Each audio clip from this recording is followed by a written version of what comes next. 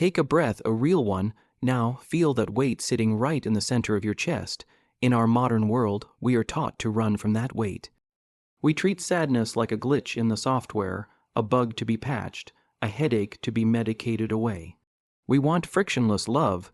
We want relationships that feel like a summer breeze, light, easy, and totally painless. But what if I told you that by chasing a love without pain, you are actually leaving your soul wide open to a much darker, much uglier kind of suffering? What if the ache you feel when you miss someone or the sting of a lover's coldness isn't a problem to be solved, but a shield? There is a phrase from the old Indo-Persian world, a language of poets and wanderers, that captures this perfectly: Gham-e-ishq. It literally means the sorrow of love. To our modern ears, that sounds like a tragedy. Why would anyone want a sorrowful love? But the poets knew a secret. They knew that the human heart is like a vessel. It can never stay empty. It's going to be filled with something. And they realized that there are only two types of sorrow in this life. One is Gham-e-ishq, the beautiful burning ache of love. The other is Gham-e-ishq, the gray soul, crushing sorrow of the world. Think of Gham-e-ishq as the sorrow of the bread earner. It's the stress of the bills, the boredom of the routine, the hollow feeling of being just another gear in a giant machine. It's a cold sorrow. It makes you feel small and forgotten. Now imagine Gham-e-ishq. It's the pain of longing for a person. It's hot, it's vibrant, it's alive. The old masters believed that if you fill your heart to the brim with the sorrow of love, there is simply no room left for the world to crush you. They chose to be hurt by a person so they wouldn't be destroyed by the void. They turned their heartbreak into a fortress. Today, we're going to look at how having a broken heart might actually be the only way to keep your soul whole. To understand this, we have to look at the heart not as a pump, but as a mirror. In the Indo-Persian tradition, your heart starts out covered in the dust of the everyday. It's covered in the me and the mine. I want this job, I want that house, I want people to think I'm important. This is the dust of the world, and the problem with dust is that it's dull. It doesn't feel like much, it just makes everything look gray. Then love enters the room, but it doesn't enter like a polite guest, it enters like a fire. This is the first great argument of the poets. Love is meant to hurt because that hurt is actually friction. Think about when you try to clean a piece of rusted metal, you have to scrub it, you have to use something abrasive, that scratching sound. That's the pain of Gham-e-ishq. It's the sound of your ego being sanded down. When you love someone so much that their absence hurts or their disappointment stings, that pain is busy doing something very specific. It is stripping away the eye. It's making the mirror of your heart smooth enough to actually reflect something besides yourself. Without that friction, you stay dusty, you stay dull, you stay trapped in the smallness of your own ego. Now let's go a layer deeper. Why is this pain better than the alternative? Imagine you are walking through a crowded city. People are shouting, cars are honking, there's a million things demanding your attention. This is the sorrow of the world, Gham-e-ishq. It's a scattered pain. It pulls you in 1,000 directions at once. It's like being poked by 1,000 tiny needles. It doesn't make you stronger, it just wears you out until you're numb. But the sorrow of love, Gham-e-ishq, is a single sharp point. It's one big needle. Instead of being pulled in 1,000 directions, you are pulled in only one, toward the beloved. This is the secret of the singular focus. The poets realized that the human mind cannot handle chaos, but it can handle intensity. By choosing the intense, focused pain of love, you create a gravity well in your life. Everything else, the boss who yelled at you, the flight that got canceled, the neighbor who's too loud, all of that starts to feel light. It loses its power to hurt you because your hurt capacity is already full. You are preoccupied with a much more noble suffering. It's like being a soldier on a battlefield who is so focused on reaching their home that they don't even notice the scratches from the thorns on the path.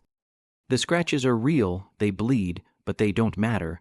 The sorrow of love provides a sense of purpose that the world cannot give you. In the world, you suffer for nothing. In love, you suffer for someone, and that for changes everything. It turns a tragedy into a quest. We often ask, why is love so hard? But we should be asking, What would I be feeling if I weren't feeling this? If you weren't worrying about your partner's heart, you'd be worrying about your bank account. If you weren't aching for their touch, you'd be aching from the sheer boredom of existing. The Indo-Persian tradition suggests that we are built for intensity. We are designed to carry a burden. If we don't pick up the beautiful burden of another person's soul, the world will drop its heavy, ugly machinery right on top of us. This is why, in the old songs, the lover doesn't pray for the pain to go away. That would be like a runner praying for their muscles to stop burning. If the burn stops, you've stopped moving. Instead, they pray for the strength to carry the sorrow. They treat their tears not as a sign of weakness, but as the water that keeps the garden of their soul from turning into a desert. In a desert, nothing can grow because nothing can die, but in the garden of Gham-e-ishq, things are constantly breaking, falling, and blooming all at once. It is messy, it is painful, and it is the only place where you are truly safe from the soul, killing silence of the world. There is a strange comfort in a storm when you have a compass. This is what we find when we look at the concept of hair, the space between two people who love each other. In our modern world, we think the space between us is a gap to be closed. We have high-speed internet, instant messaging, and planes that cross oceans just so we don't have to feel the pain of being apart. We think closeness is the only goal, but the Indo-Persian poets would look at our instant connections and feel a profound sense of pity. They would say we are starving our souls of the very thing that makes them grow, the stretch. Imagine a rubber band when it's just sitting on a table, limp and circular. It has no power, it can't hold anything together, it's useless. It only gains its power, its potential energy when it is pulled. That tension, that's the sorrow of love. The poets believed that the human spirit is exactly like that. If you are always with your beloved, if every desire is met the second you feel it, the soul goes limp, it loses its snap. You become soft in a way that makes you vulnerable to the gray sorrow we talked about earlier. When you are apart from someone you love, or when there is a mystery in them you can't quite solve, your soul is being stretched. It hurts, yes. But in that stretching, you are creating a capacity for depth. You are learning how to hold a feeling for a long time without it breaking you. This is the architecture of longing. It turns your heart from a flat piece of paper into a three-dimensional shape. It gives you volume. And when you have volume, you can carry the weight of being alive without being crushed by it. Let's talk about the difference between a wound and a hollow. Most people treat a breakup or a period of distance in a relationship like a hollow, an empty hole that needs to be filled with something else as quickly as possible. We rebound, we distract, we scroll, but the tradition of Gham-e-ishq treats the pain as a wound that must stay open just enough to let the light in. There's a beautiful, almost startling idea in this philosophy that the person you love is not actually the destination, they are the gate. If you love someone and it's perfectly easy, you never look at the gate, you just walk through and fall asleep on the other side. But if the love is difficult, if there is a sorrow attached to it, you are forced to stare at the gate. You notice the carvings. You notice the material it's made of. You start to realize that the intense feeling you have for this one human being is actually a small sample of a much larger energy. By staying in the pain of loving a flawed, disappearing, complicated person, you are actually practicing for the pain of being a mortal human in a disappearing world. It's a vaccination, that's the most simple way to put it. When you get a vaccine, you are being given a tiny, controlled dose of a disease so that your body learns how to fight the real thing. Love is a controlled dose of suffering. It's the only suffering we actually sign up for. We choose to care about someone who might leave, someone who will definitely die one day, someone who can hurt our feelings with a single look. Why? Because by learning to handle the gam of that one person, we build the spiritual antibodies to handle the gam of existence itself. If you can find beauty in the tears you cry for a lover, you will eventually be able to find beauty in the tears you cry for your own passing time. You are learning that sadness isn't the opposite of happiness, it's the seasoning that makes the meal of life edible. Without that salt, the sorrow of the world is just a bland, heavy mush, but with the salt of love's sorrow, even the hardest days have a flavor. They have a tang, they feel significant. You aren't just suffering because the world is cruel, you are suffering because you are a person who is capable of immense world-bending devotion. And that realization is the first step toward a peace that the world can't touch.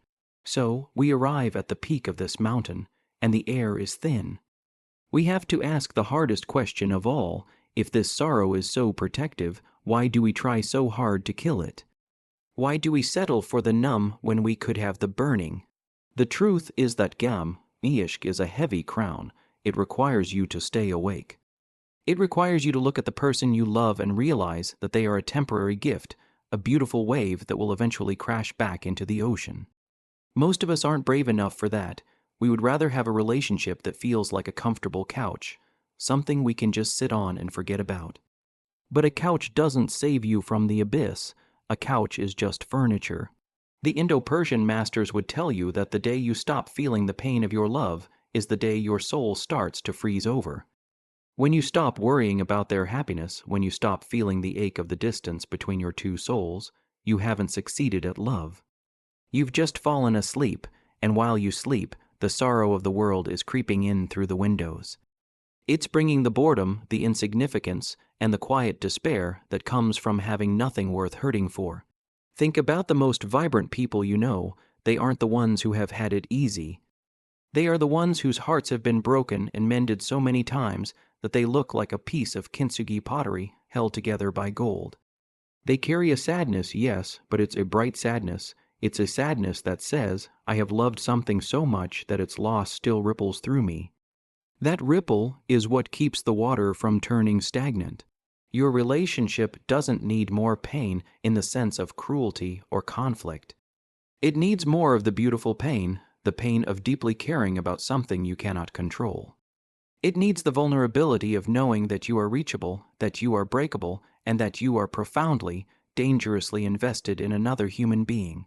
Don't be afraid of the weight in your chest tonight. Don't try to fix the longing, instead wear it. Let it occupy the space where the world's bitterness used to live. Let it be the fire that keeps your mirror clean. Because in the end, we don't get to choose whether we suffer. The world will see to it that we do. We only get to choose what we suffer for. You can suffer for the machine, or you can suffer for the beloved. One of those paths leaves you empty, the other makes you a poet. So the next time your heart aches, don't ask, how do I stop this? Ask yourself, what is this pain protecting me from? You might just find that your heartbreak is the only thing keeping you safe.